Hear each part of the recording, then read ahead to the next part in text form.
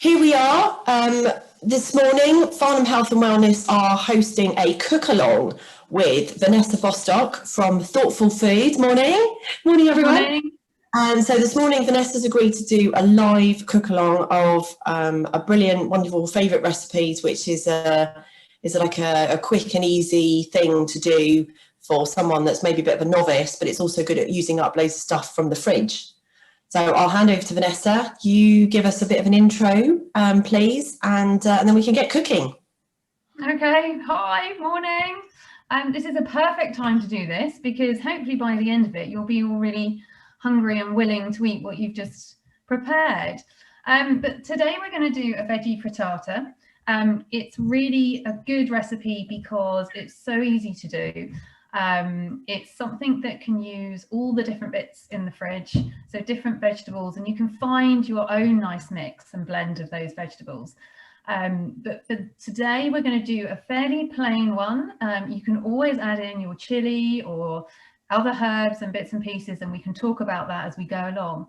But this is lovely because it has eggs which are good and high in omega-3 and 6, but particularly 6. When we talk about anxiety,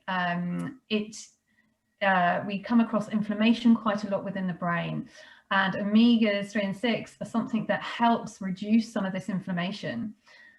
Also within the ingredients, we have some lovely peppers and broccoli. Here we are, and some carrots. It's a particularly large pepper actually. But, we've got some nice vegetables like this, and the reason they are nice as well is because they are rich in vitamin C. So vitamin C helps with the immune function. It helps with the bone and cartilage. It helps with wound healing. So if you're finding you have a cut that's not healing very well, it is probably because you need a bit more vitamin C. We've got carrot as well, but all of these have antioxidants in, which just help to support from the inside out. So it's a lovely little recipe. We're going to get going. Quick thing on the equipment. So you'll definitely need a bowl for your mixing. I quite like a fish slice because I find that really helps get your frittata out of the pan at the end. I am using this kind of frying pan. I don't know how many inches that is. I probably should know that, but it's a fairly deep one. It's a fairly normal size one. But I find that if you have a little bit deeper one, you don't get egg all over your hob, and it doesn't make such a mess. It also goes in. Excellent, Juliet's there with hers. It goes in the oven. Does it go in the oven, Juliet? Give me a nod. No. No, I don't think it does because it's got plastic. So it's got plastic. To transfer into something else. Most of them do, but yeah, you might need to. It only goes in for 8 minutes, so it's not in for ages. Possibly, we might just do it on the hob for you. Might just keep it going. Okay. Okay. Is it something you could put under the grill instead, and have the pan handle sticking out? Because I know I've done that with some things in the past. And you think if it's cook it through, would the grill be sufficient for anyone who hasn't got an oven-proof one? Yeah, that's a good idea. Yeah, very good idea. Okay, so for those who are using the oven, I'm just going to put mine on. We need it at 200 degrees C, if you've got a fan oven. So I'm just going to do that now because when I was going through practice, I forgot to put the oven on. So it's always useful to have that, and then it goes straight in and it'll be much fresher. What is that in gas mark? Say again? What is that in gas mark? What's the gas mark? Yeah, 220 said. 200. So it's an average one. I think it's probably around. It's probably quite high. It's probably like a gas mark 4 or 5. I can look that up for you whilst we're going along. So if you want to start, I can look that up. Yeah. Okay. So what we're going to start off doing is I'm using 6 eggs today. So this is for kind of like 4 to 6 people. So 6 eggs, and you start in your bowl, just mixing those up. Just give them a whisk up. Okay.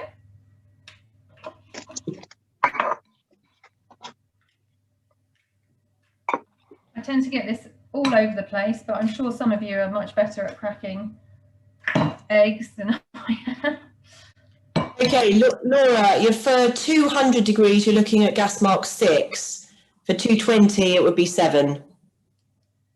How many would this recipe feed?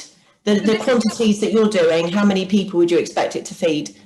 This is a kind of a bigger one, so it's for 4 to 6 people. If it's just for yourself, you can halve the ingredients. I tend to just halve things rather than trying to do a mix between, you know, a couple of eggs here and this, that, and the other, because it just becomes too messy. So I would halve it for one person, and then you've probably still got some leftovers as well. Or for a family, 4 to 6, I would use the full quantities that you see on your recipe sheet. Okay, so give those a mix up. And then we will pop those in I'm just using a little bowl here. I'm just going to pop those into my bigger Pyrex bowl, because we'll be adding a few other things to it. Okay, so give us a thumbs up when you've done these things so I can see where people are. Right, you need some milk. It can be any milk. Okay, any milk at all.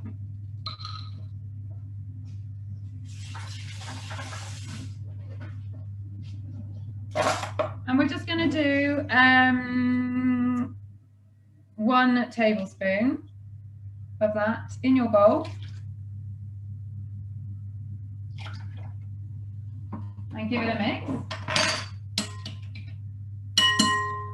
We're then going to add in some salt and pepper to season however you like it. I like quite a lot, so I add in quite a lot of pepper.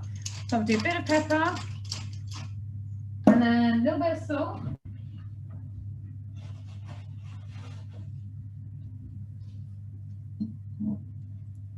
All in the bowl.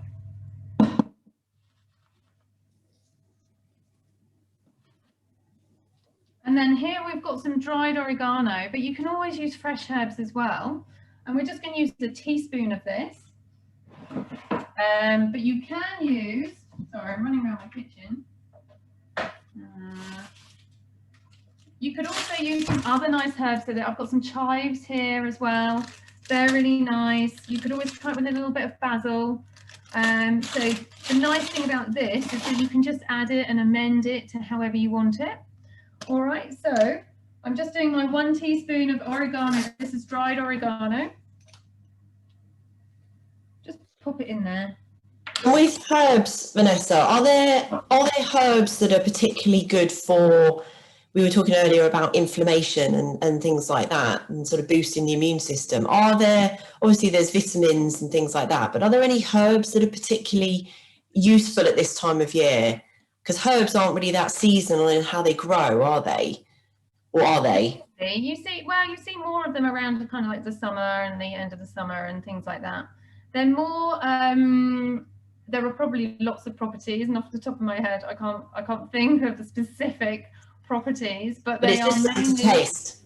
It's mainly for taste. So for inflammation, I always go back to vegetables, and particularly the coloured ones as well, and that's the same with antioxidants. So any kind of rich coloured fruits and veg, so your peppers are perfect, aubergines, they've all got these levels of antioxidant in them that and phytonutrients we call them, that really help to just sustain that support inside. But that's an interesting one about herbs.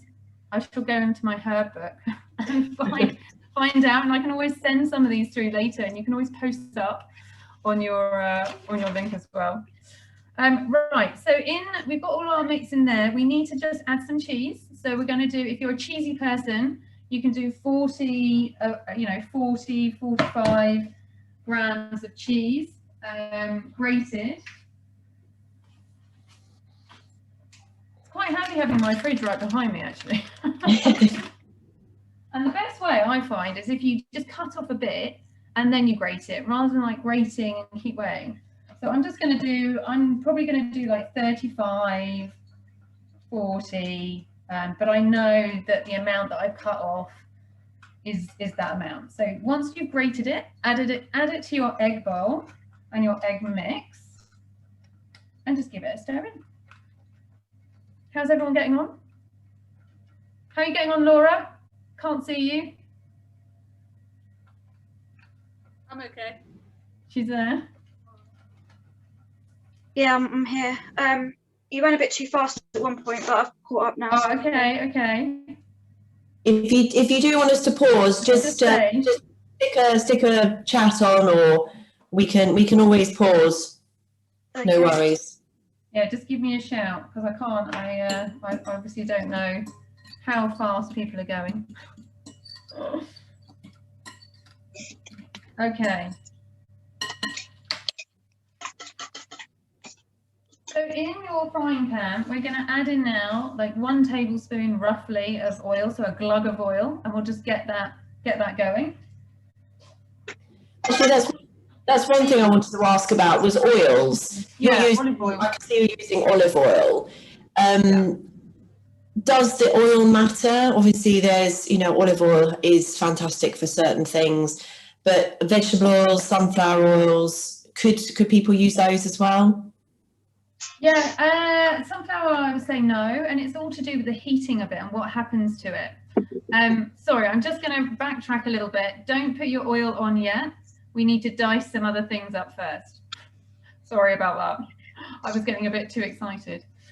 So oils, the best is coconut oil, which I've run out of actually. I can't show you, but you can get raw coconut oil. It's a solid form. It's white. When you heat it up, it just goes like normal liquid oil. That's it. Perfect. Juliet's got some. You can get it. Some of it, you've got to be a bit careful. Some of it smells and tastes of coconut. But actually, you just can get ones without the coconut smell as well. So just check when you're buying those brands. What brand have you got, Juliet? It's actually Lidl, but it says raw organic extra virgin coconut oil, but it does taste of coconut. It does taste of coconut. Yeah. I mean, most of them do have a little taste. That's it. Okay. I guess if you like taste, then it's fine, but yeah. But olive oil is the best, and again, it's good for anti-inflammatory properties, this type of oil. Sunflower oils, the vegetable oils, are the ones that we kind of want to stay away from, because when they heat up, there's something about it where the bonds, so everything's sort of made up of atoms and bonds, the bonds, I'm not going to get too technical, solidify, or they become a bit straighter. So the theory is that within our body, we need things that are a little bit more flexible. So if you've got these solid bonds, then actually it makes things more solidified. I know that's a very rough way of doing it. I'm sure other people might watch this and be like, what is she talking about? But the bottom line is olive oil is the best one. It's the Mediterranean. We hear about the Mediterranean diet all the time, but these are the ones that we should use. They are just better for you. And when they're heated up to certain temperatures, then these are the ones that are better for your health. Does that make sense? I think they don't turn to sort of saturated fats, isn't it? Or the olive oil, the sunflower oils and the vegetable oils do turn to saturated fat. Exactly that. And it's the saturated fat that can build up around the organs and causes things like heart disease and some of the other nasties that we hear about. Okay, we're going to turn our attentions to onions. Okay, we should have 1 onion. We're going to dice that up nice and small. Try not to cry about it. I always cry when cutting onions. Onions are good because they have some lovely antibacterial qualities to them as well. And we're going to be using garlic. So once you've diced your onion, you're going to be cutting up your garlic. I'm going to give you a tip about that in a second. I'm just going to finish dicing my onion quite small. And I guess you could always use red onion. You can use red onion. Yeah, and actually red onion's quite a nice one really, because it has a little bit more taste. But in terms of properties, nutritional properties, they're pretty much the same. Be careful of fingers.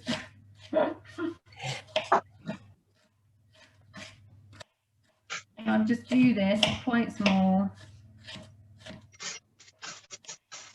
I guess with this kind of recipe, the smaller the better, so that it doesn't fall apart and cooks quicker.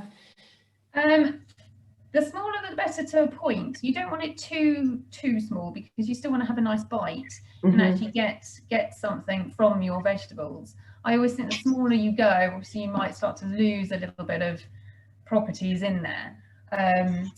But with the broccoli, I would say yes, do it quite small, because it takes time and we don't have lots of time. So we want to make sure it's cooked through enough, but still has that lovely bite to give it interest. Okay, so I've diced up my onion. Now, garlic, also very good antiviral, antibacterial properties within garlic. Fantastic. Sorry, I'm not actually crying. I'm just not very good with onions. Right, again, if you're a garlicky person, you like this, then have 3 or 4 garlic cloves. I'm just going to do 2 today. But when you cut it, when you've taken off, this is the papery bit on the outside. When you take off this bit on your board, I'm just going to put this down so you can see, you need to crush it in a certain way, and that releases some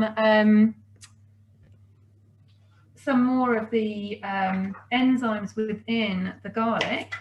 I'm just going to take the paper off, which is more of the active ingredient.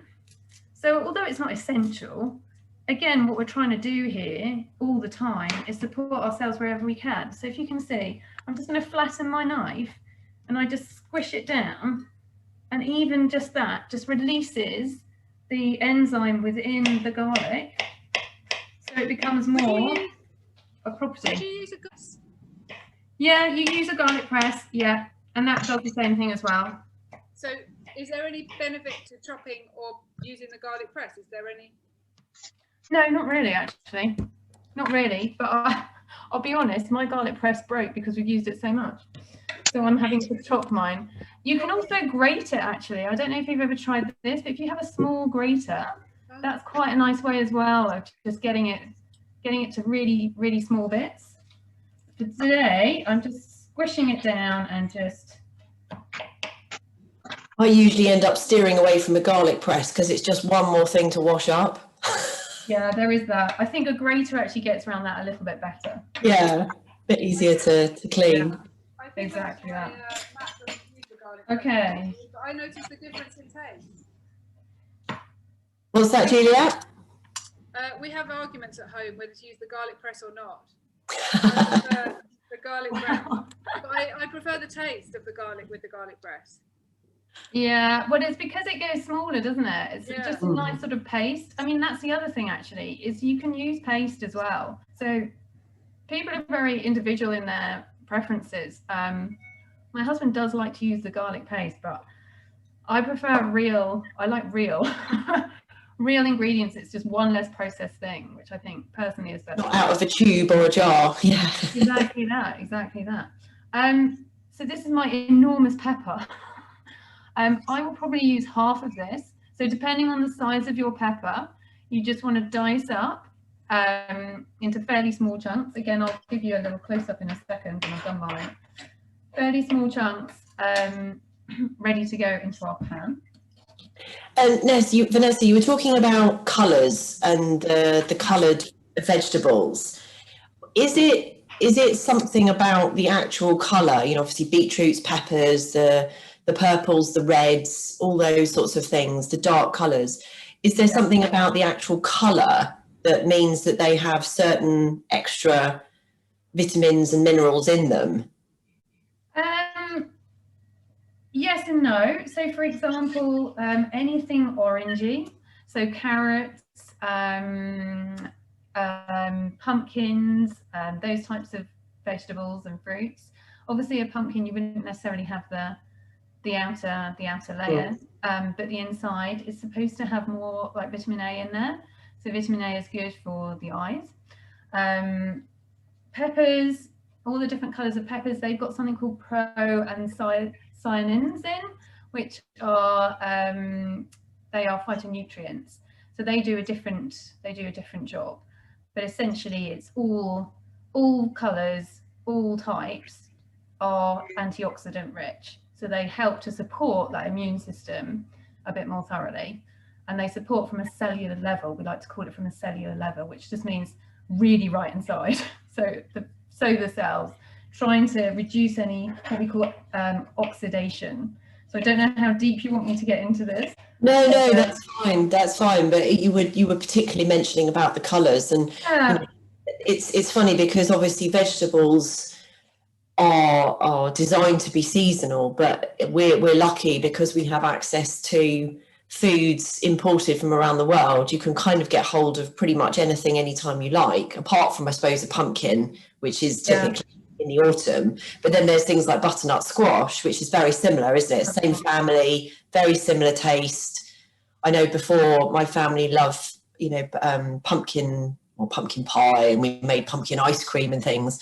So now you try and substitute with the butternut squash. I've never made butternut squash ice cream, actually. I'm not sure how that would work. But theoretically, it should be the same. Yeah, absolutely. And the thing is that we always talk about this variety, and it's because they do have different properties in them as well. So although this is an overarching umbrella of antioxidants for this particular conversation, they will also within there individually have different properties, higher or lower in fiber or vitamin C or vitamin A or vitamin D. So it's just a range, and that's what we always want to achieve, is having this range, this rainbow effect of vegetables. So I will just quickly show you. Can you see that? I don't know how close that gets on your screen, but yeah, that's fine. We can. So this is how small I'm doing my pepper. Okay. How's everyone else doing? Are we all same kind of level? I was a bit sneaky and I prepared all of mine earlier. Well, I think Laura did as well. So I think we should be. Are you okay, Laura? Give a thumbs up or a nod. I'm good. Yeah, Good. I'm good. Fab. Okay. Crack on. I'm going to continue then with my broccoli. And again, as I said earlier, we're just making this really small. So we do about a cup or a cup and a half. And a cup, I will show you what I use as a cup. So this is like a measuring cup. This has actually got my peas in. So my peas are already done in the freezer. But this is what I use as a cup. But you can also use like, you know, a standard cup, maybe like half of one of those, like a teacup. So I cut that quite small. I might keep those out now. I was thinking everyone's doing this very quickly. Am I going slowly? Maybe I'm talking too much. But you've already done it. You're already organised. That's fine. I think when you're talking as well, you know, if you're cooking and talking, it does slow you down a little bit. I don't realise what Jamie Oliver has to go through. It's not as easy as it looks. Okay, carrots, excellent. These are excellent vegetable. Remember that all vegetables, actually, on that note, have fibre, and fibre is good for digestion and bowel movements, which I won't go into because we're cooking. But they are all really important. Now, I never used to peel. I'm just peeling my carrot here. I never used to peel vegetables. So actually, I'm interested to hear what other people think about this. But I now peel carrots because my view is that processes have changed, and there's so many kind of chemicals. Even if it's an organic labeled vegetable, there are still processes. There are still pesticides and things like that that are used just generally to keep vegetables in the way they can. If you're a farmer, obviously you've got to go on and sell those. So I end up peeling my carrots and things like that. I mean, what do other people think about that? Do people do the same, or do they not care? Or that's interesting, actually, because I have bought, I can't remember, it was one of the supermarkets. I'm not very supermarket loyal, but there was one, I think it was Sainsbury's, that would sell bags of carrots, and they call them no need to peel. And I always did wonder why. And I guess visually they did look slightly cleaner. You know, sometimes if you've got a slight kink in a carrot, you can see there's a bit of soil or whatever in there. And I would take extra care to kind of peel that bit out. But these no need to peel, I did actually wonder, it's a really good point, why don't I have to peel them? Is it because they've been grown differently with some, you know, are they genetically modified carrots to not have skin or something? Go ahead if that's okay. I did hear somebody said that a lot of the beneficial minerals and vitamins and stuff in a vegetable is located just under the skin. Yeah, Even with potatoes, you shouldn't, you can wash a potato and maybe scrub it, but ideally don't peel it, because a lot of the vitamins are just under the skin. So even sort of, homemade skin on chips are better than not, like peeling them. No, you see, I do that. But I'm not sure. Yeah. If I try and give my son, who likes raw carrots, an unpeeled carrot, he'll give it back to me and say, I want it peeled. Yeah. Then that's just taste preference. I guess the edge of the carrot tastes a bit stronger maybe, or that he's just quite fussy. But so I tend to not peel them if I can get if it looks clean, or if I've washed it. Yeah. But then there's other things like I don't know, like a swede or a beetroot or something that you would, because the skin is just bitter and looks horrible. Yeah. I mean, it's true that those nutrients do sit slightly higher up. But then I suppose there's always this argument, isn't there? There's always a balance. There's always like, do I do this or that? And I suppose it just comes down to preference. I'm more concerned about the pesticides than I am about the nutrients, because I know I'm eating the rest of the carrot, or I'm eating a number of other things that will kind of collectively come together to give the nutrient hit that I need. Right, we're going to do some cooking. Sorry, Julia. People who wash their fruit and veg in apple cider vinegar. Ooh. Okay, I've not heard that actually. No, I've not heard of that. Is that to kill off the pesticides? Yeah, I think so. Oh, okay. So I don't know, that obviously needs some more research. I don't know much about it either. But I guess that's an option, to do that and then eat the skin maybe. Yes, and I mean that's apple cider vinegar is a fermentable food, so that's also really good for the gut. So yeah, I mean, yeah, you could definitely do that. That's another little thing on my list to look up. I've not heard of anyone do that. I mean, partly because apple cider vinegar can be quite expensive, so you'd have to, if you've got quite a lot to do and washing everything in that, then that's a consideration, I think, for those on a budget. But yeah, why not? Right, we're going to head over to our stove. We're going to put in that plug of oil now, finally, and we'll just heat that up gently, so medium heat.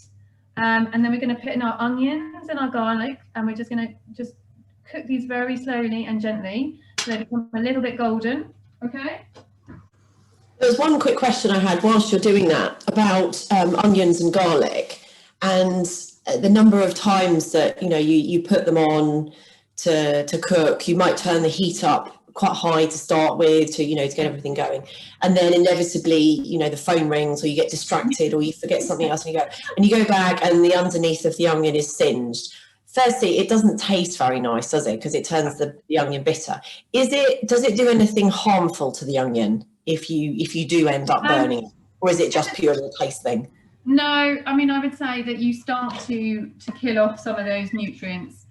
So anything, I would say, overcooked or carbonized, I mean, every time you cook something, there is a little bit of loss of nutrient in there. So anyone who has raw veggies and raw diets, well, that's one of the reasons why they do it. Because there's more content in there. However, for others, the digestion just doesn't work. It just doesn't, it rejects it. So you have to sort of play on that. So I always say, cook it a little bit.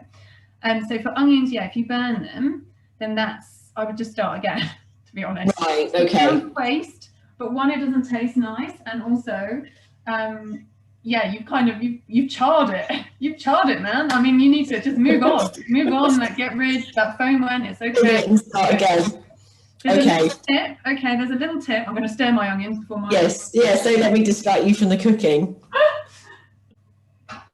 You'll start to get that lovely aroma though, I love it. A little tip is to have a little bit of butter, a little knob of normal butter, and just pop that in the pan because it cools the pan down a little bit. So when if you think, oh God, I'm rushing around, actually you can do that and it just calms it down. Could you use margarine if people don't? I would use. I'm a fan of butter, but if people are normal butter. You couldn't use margarine. It's that unsaturated fat thing. Okay. Saturated fat, rather. It's better to use actual butter than it is to use the margarine. Okay. Okay, so you should, is everyone getting a nice aroma of garlic and onion? We need aroma vision, don't we? Aroma vision. Scratch and sniff. We just do that for a minute or so. Okay, just give us a little thumbs up when you've done it, but we're waiting for those to go a little bit golden, so a little bit translucent.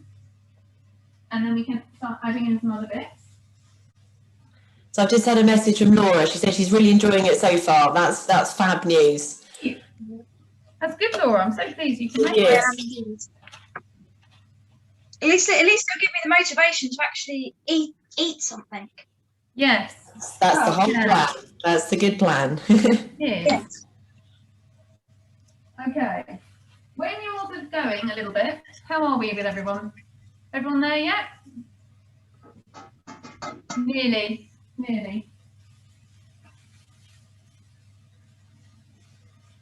That's another thing. I guess obviously you're using pepper, carrot and broccoli. If people were using other vegetables, say if you were adding in something like mushrooms, or just trying to think of something, maybe even a more like solid vegetable, like one of the root vegetables or something. I'm not sure how that would work in this, but would you then put the different vegetables in at different times depending on, because mushrooms, if you overcook them, they just go wet and rare, don't they? Would you put those in later?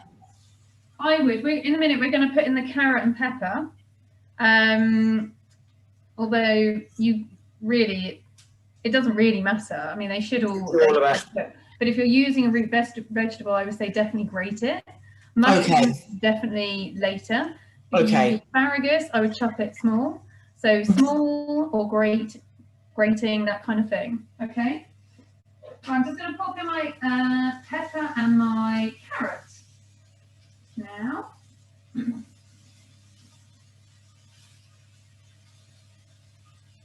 Starts releasing things a little bit more. I'm going to do that for a minute. So I'm just going to put on my timer mainly so I know that if I start chatting away, something will stop me.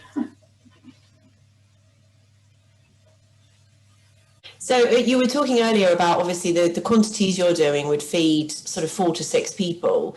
If someone's doing this for maybe just themselves or for planning to have leftovers, how long would you say this lasts in the fridge? And also, could you freeze it? I personally wouldn't want to freeze it just because I'm just a bit funny about freezing, to be honest. When it comes to eggs and things like that. The egg not freeze very well. Yeah, I just don't think it would be as fresh. But you could keep it in the fridge for a couple of days. Okay. So in a sealed container. Yeah, exactly. Cover it over on a plate. Cover it over. Couple of days, which is enough because by then you probably have enough of doing it. Okay, so that's my minute up. I'm going to add my broccoli. Okay, I'm going to add my broccoli now. Do it for another minute.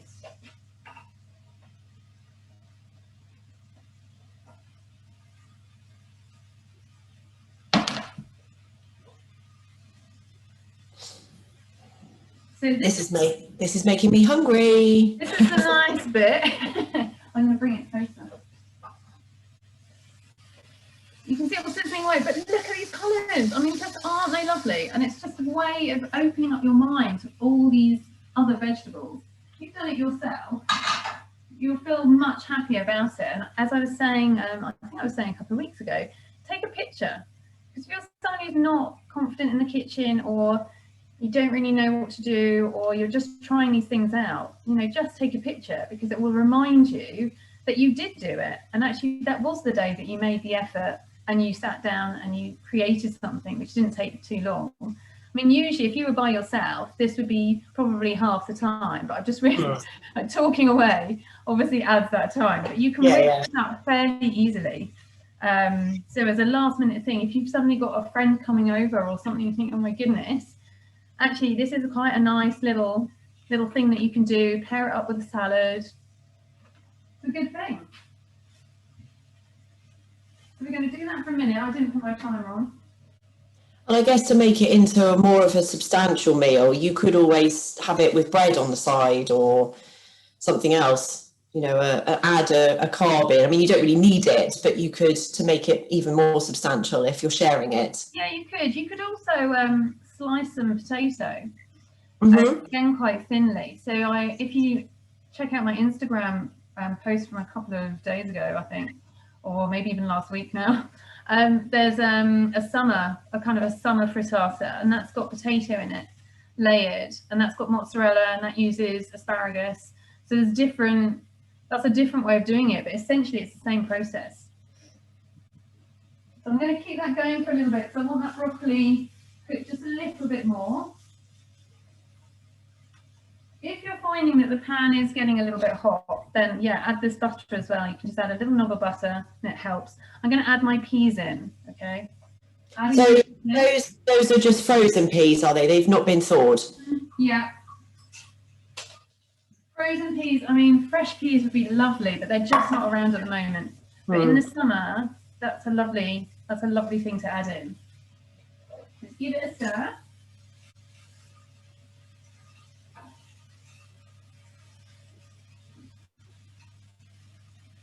And do that for about a minute as well.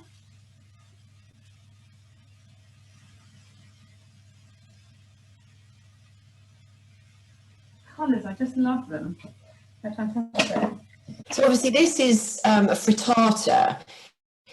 Is there any difference between this and the thing that some you would find called a Spanish omelette, or is it simply in the name? Actually, I don't know. I might have to ask the chef that.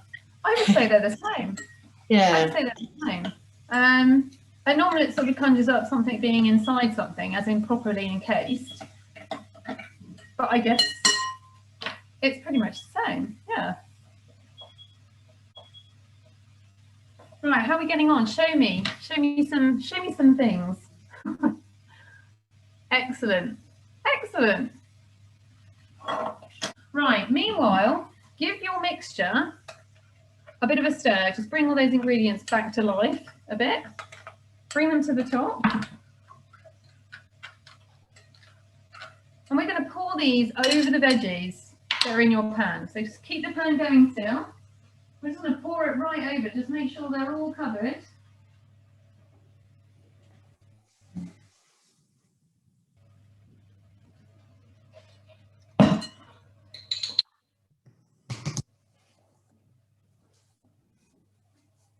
And just let that sit and do its thing for a little while. So you don't need to stir that around at the moment. You're not kind of making you're not making scrambled eggs out of it, are you? You're just letting it sit. No. And I'm a terrible one for trying to stir all the time, and sometimes you just let it do its thing. So what you're looking for is around the edges, it will start to go a little bit harder. So where it's starting to cook, just a little bit harder. But we'll keep that going for a couple more minutes, like two minutes roughly. And then what we do is then we put that in the oven for another 8 minutes, ideally, and it just sets totally. And the reason why we put it in the oven as well is that it gives it a nice kind of golden top to it. But Juliet, for you, if you want to keep it on the stove, keep it on the hob, then just assess when you feel it's cooked. So give it another like 5 minutes or so and just sort of see how it's looking. Yeah. So at the moment, don't forget to use an oven glove. The other thing I do, if you need it. So if you're giving it a shake, it will still wobble at the moment, but that will start to harden down, but we don't want it completely set yet because we're just going to put it into the oven just to give it a rounded kind of thing. Let it cook.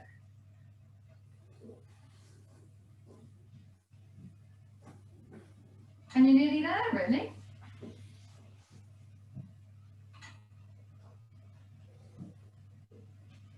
How's everyone else doing? Looking good? Fab. Thumbs up. Great. It's fun. It's quite sociable, isn't it? This cook along. And so this is obviously quite good for, as you said, a lunch or a for however big or small you want it. But you could also have it for a breakfast, because it's, you know, I think there's that view that, oh, in England we kind of like our cereals and our toast and jam and that kind of thing. But actually this would be a really protein packed, healthy breakfast, wouldn't it? If you can force yourself to stomach vegetables first thing in the morning. Yeah, but like everything, it's a bit of a habit, and it's just changing that mindset and trying something different. So cereals are just full of sugar all the time. So for people and clients that come to me, I try and say, like, always try and go for eggs or something different in the mornings, and especially for those coming off carbs or that just can't have wheat and gluten, you know, this is these types of easy quick meals are so important for them, because it's so easy to get into that toast. I've got to have toast in the morning, I've got to have cereal in the morning, and actually you don't. You can have frittata. Right, so mine is still going. I'm just trying to show you without pouring it all over my computer. It's still quite wobbly, so it's definitely not set yet, but I'm going to start putting this in the oven because I can see that it's set around the edges because I'm having to use my fish slice. Couldn't remember the name of it. Okay, so I'm going to pop this in the oven now. For those who aren't putting theirs in the oven, then just keep it on top, and it needs to solidify because obviously this is egg, so this is a bit like an omelette, so it just needs to sit. If you can put it under the grill, that'd be better, because then it will just cook off. Yeah. And I guess under the grill, it means you can still keep the handle out for those with non-ovenable pans. Yeah, exactly that. So I'm probably going to check mine after about 5 minutes, I think. So whilst we're waiting, are there other things that other sort of recipes like this that you can think of off the top of your head that are good for this kind of prepare in advance, either for sharing or that can be then kept for a couple of days? Yeah, I mean, I always go back to salads and layering up a salad so that you have a hot item which can obviously be eaten cold. So for example, if you were able to eat meat, and if you wanted to eat meat, then a roast chicken. If not, then still I think you can just layer up things like grated carrot, or you can do your potatoes, and then you can add some nuts and seeds, and you can just keep adding. I'm trying to think of specific meals. A green pasta is always quite nice, so you can mix together some peas, some broad beans, some long green beans, and some herbs and things, and maybe I'll do that on another time. But you whiz all that together, and that's quite something you can prepare in advance, do it quite easily, keep it in the fridge, that type of thing. Other easy things, dips and things like that are quite good as well. And at this time of year, whilst we're still in sort of the colder weather, things like soups. Yeah. Are there any particular soups which are good for, again, that kind of, you know, the symptoms associated with anxiety, people who get cold, or, you know, I know sometimes on a cool day you just think, oh, I just want to warm up with a soup. Something. I would definitely say like a roasted pepper and tomato is a really nice one. Obviously because it's warm, because it is nutrient rich, and I think you can feel it a little bit more. Those people that get cold tend to prefer or seem to have some affiliation with tomatoes generally. Tomatoes have something called lycopene in there. I don't know, I haven't got any studies that show that there's a real link, but people who are about to get a cold or fear, you know, are quite cold people tend to sort of lean more towards these tomatoey based foods, which is quite interesting. What about for people who are the opposite, who maybe sort of think, oh no, you know, I wouldn't want to eat a soup because, especially in the summer, because it's too hot or whatever, because there's some cold soups and things as well, aren't there, that you can have? There are. I mean, I would say you can go to a juice then, so you have a green juice. And actually juices are quite good for when you, if you're feeling in the afternoon that you're having a bit of a dip, and you know that if you're not careful, you'll go straight for either bread, or you'll go for the bread and cheese, or you'll go for like some sugary snacks or crisps or something like that. I would say, oh my goodness, where did I go with that? Sorry. The juices and... Juices, sorry, yes. So a green juice is really nice. So spinach, some walnuts, which are really good for the brain, and again have this oil, the omega-3s as well. It's really good for the brain. So it looks like a brain and it helps the brain. So that's a good way to think about walnuts. Walnuts, those, I would say a little bit of fruit in there. So you could do half a banana, or you could do a handful of blueberries and just whiz that all up together. And actually that really helps. I found this with various clients actually. It's really helps sort of get them through that sort of mini slump and made them feel quite good. So you don't get that guilt associated with it. You're actually doing something. So you've got yourself, your mindset out of that, I can't do anything, because you've gone to actually do something practical. So you've already shifted your mindset to concentrate on something different.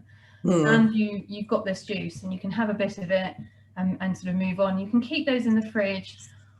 You know, people keep make huge things and keep them in the fridge for a couple of days, but I find that it does all go to the bottom, so you need to constantly keep stirring it up. So I prefer to make less and fresh, but again, that's just a preference thing. If you're busy, you know, time for that type of thing, then it's a nice one. So juices are good. You could do a gazpacho type of soup for people who, you know, really get warm. You could have a cooler soup like that.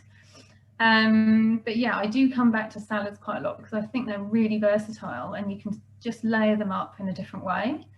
I can share with you my salad handout actually as well, which just has different things. I do a watermelon salad, so that's watermelon and red pepper, so that's all reds again.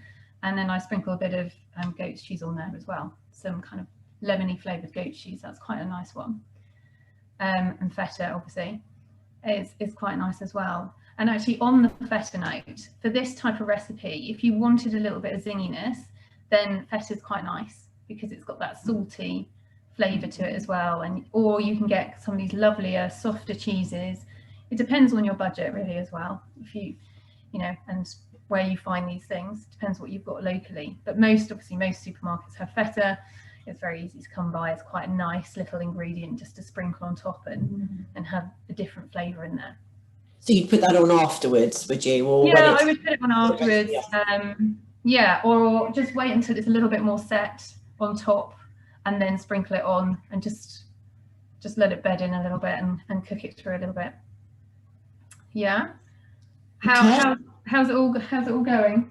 I should have a look at mine in a minute. I just stuck mine in the oven for a minute because it wasn't really cooking that quickly on top. Right. So, I guess if you are doing it on the hob, it's not something that's very easy to turn over, is it? Because it's quite big. I guess if you're doing a smaller one, you could turn it out on a plate and maybe do it upside down or something, just to flip it over. Can't exactly flip it like a pancake, but no. just to flip the top, yeah. Oh, I don't know if you can hear me. I was getting a bit worried about the underneath of mine burning. Yeah. Yeah.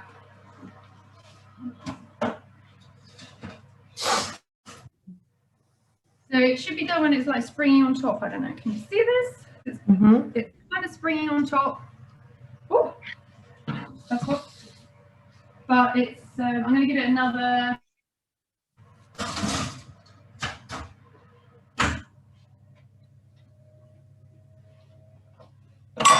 I suppose if you wanted to recreate this and you couldn't use the oven, then actually you can make this into an omelette, because let's not forget, an omelette will have all the same ingredients, really. It's just you're folding it over.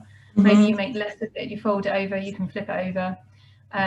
Yes, that's something that you need to think about, how you're going to cook it.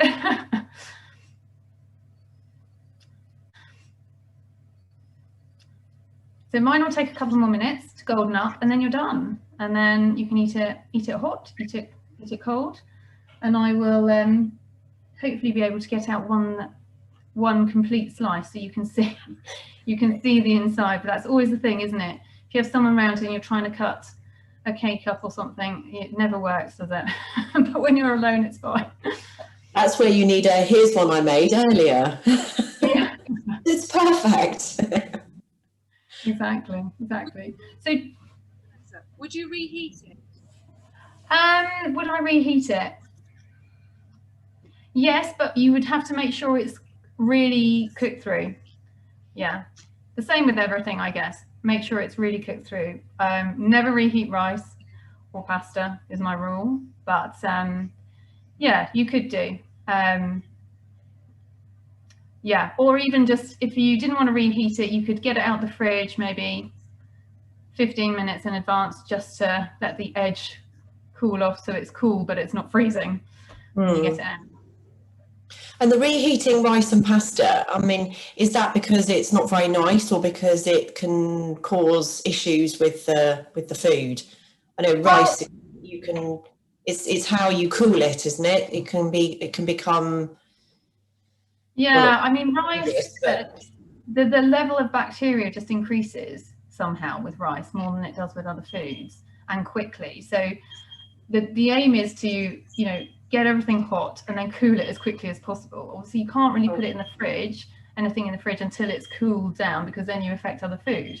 But it's got to be sort of quicker, and that's why you see, I guess, on TV people using blast chillers, because you're trying to get these temperatures down quickly before any nasties start to occur. So I think with rice, for some reason, I don't know the reason why, but for some reason it just clings onto it a little bit more, bacteria that is. And pasta, I just don't think it tastes very nice. I don't think it's as dangerous, but I think it's just a bit too springy. Starts to go a bit sloppy. Yeah. Right, so here we are. We're done. We're done. Here we are. Here's mine. Let's see, get another thing. It's too hot. It is too hot.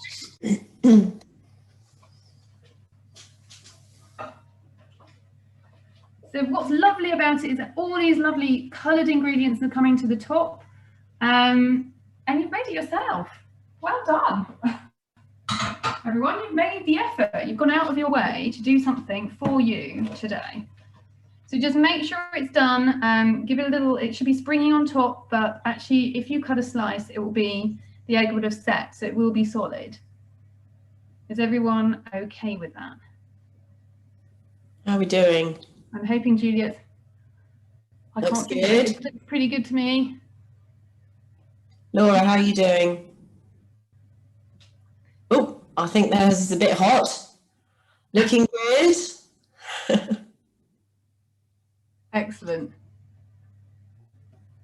So Juliet, are you doing any events over the summer? I know it's difficult to say at the moment, but are you planning on anything for Farnham Health and Wellness?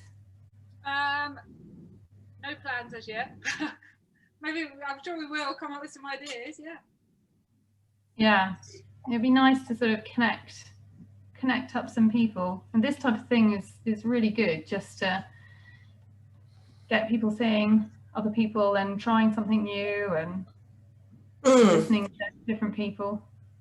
Well, it seems like you've all had a successful one today. So for anyone that's watching this on playback, watching the recording, we will, I guess, if anybody wants to put in any suggestions, they could write to Farnham Health and Wellness. You know, feel free to write through the Facebook page or send notes directly to, send a message directly to Farnham Health and Wellness, and we can arrange these future sessions. What we may do as well is come out with a list of ideas, and people can maybe vote for their favourite thing that they want to see cooked live as a demo, and then we can do future sessions. Yeah, I can see a nice big slice there, steaming away. Steaming away. Yes. So there we go. A really easy little thing. I should be tasting and doing this. Yes, absolutely. I think everyone needs to tuck in and have their lunch now. And you can make it as a social lunch, couldn't you, really? That's just, yeah, nice. Mine's quite cheesy. I quite like that. So has anyone else got any questions? Or I shall leave you to your culinary delights. Well, thank you for that. That was really fun. It was good to see. Fab. Yeah. Anyone got any questions? Laura, how are you doing? Looks like she's busy serving. It's gone a bit wrong. It's gone all. No. What's happening? No. You okay? Yeah, it's kind of gone a bit. Didn't come out properly. Oh, it doesn't really matter how it looks, it's how it tastes. Absolutely. As long as it's cooked, it's fine. Fab. Well, thank you. Thank you for being our cook along demo person. Perfect, Laura. Look at that. That's good. Yay, looks fab. No, it's a solid piece. Yeah. I mean, obviously, if there are any questions, you can always drop Juliet or Christy a line, and then I can answer any questions if you have any. What's your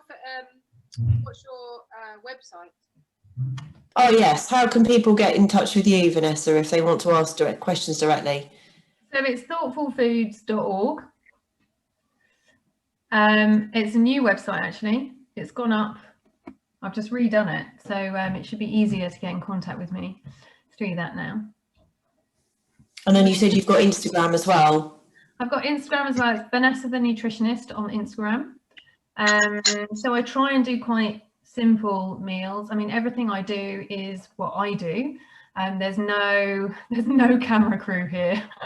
It is just me. But that's the point, because I help people for all kinds of reasons, and I try and do a variety of different recipes on there and give some tips and things. So have a look at that, and there'll be more added onto my website at some point. But you've got the bare bones of it there, so you can have a look through. Fab. Okay. Okay. Well, thank you very much. And until next time. Okay. Take care. Thank you. Thank you. Bye.